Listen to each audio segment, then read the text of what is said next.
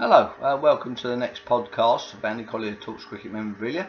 I'm going to talk a little bit about the 1903 Fall Tour to Australia by the MCC in a minute.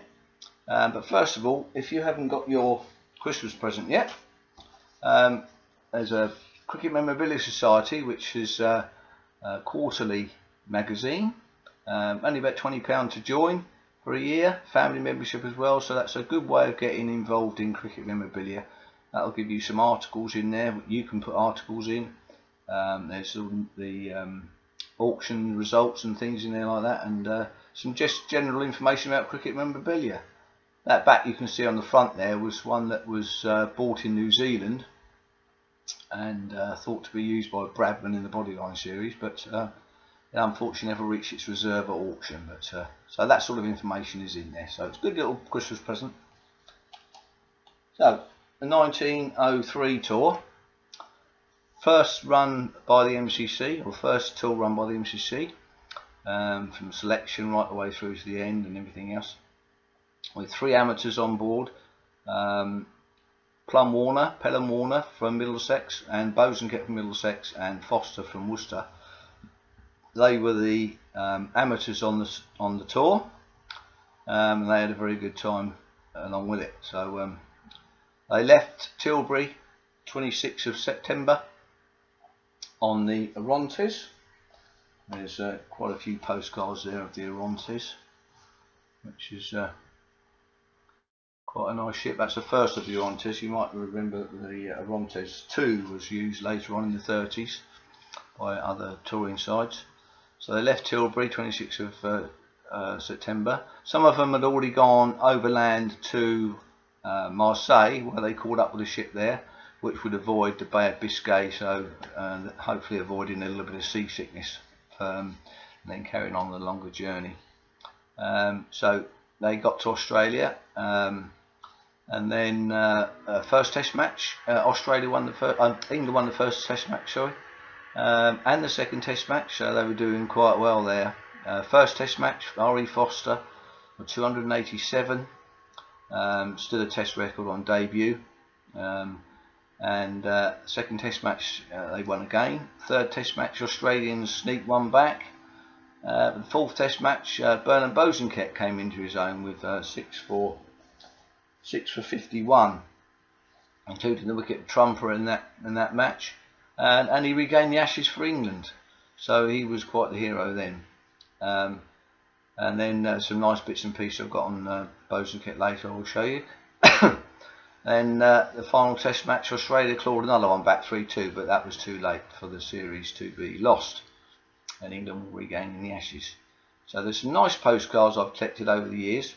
But the first thing I'll show you is a full set of signatures there of the team, plus John Murdoch, the manager. There's a pen and ink drawing there of Georgian Dragon, which is thought to be done by Bernard Bosanquet. So that's a pretty good confirmation of that, but not set in stone, but that's what the thought is. Okay. So there's a postcard there of the boys on the ship coming over, all the players there, professionals and amateurs. That one there is the normal postcard of the team at Adelaide. I've got a nice one of the boys in Adelaide Botanical Gardens, but unfortunately I can't put my hands on that at the moment. Then there's a photograph there of Noble and Plum Warner tossing up at Adelaide Oval. More postcards of the teams here. Vine Master postcards of all the players. So there's 4 postcards there, which are quite a normal set of postcards. Amateurs always on their own there at the front, so that's quite a nice little set of postcards on that one.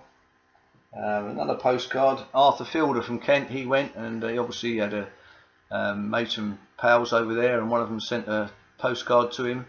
This one here is Elizabeth Street, Melbourne. His correspondent. This got back just after he arrived back in England.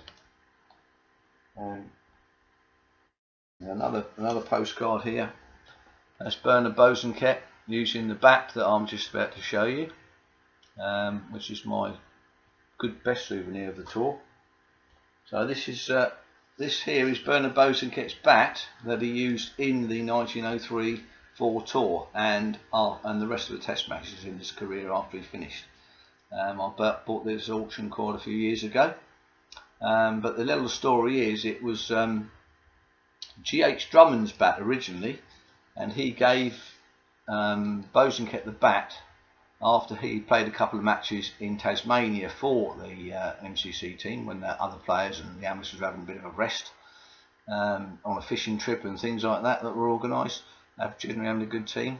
And then Bosanquet used that bat in the rest of his career, Test career. So it's quite a nice souvenir, that. Obviously Bernard Bosanquet, famed for inventing and developing the googly, which is still named the Bosey in Australia, as the Australians will know. But after Bosanquet invented that delivery, the South Africans took to it quite well and used it quite well a few years after that with their spin bowlers.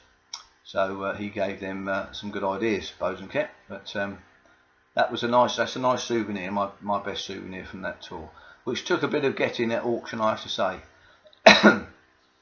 I was working well out in the sticks with very little mobile phone reception, so I gave the auction house both of my numbers and saying, right, if you can't get hold of me on the mobile, get me on the landline.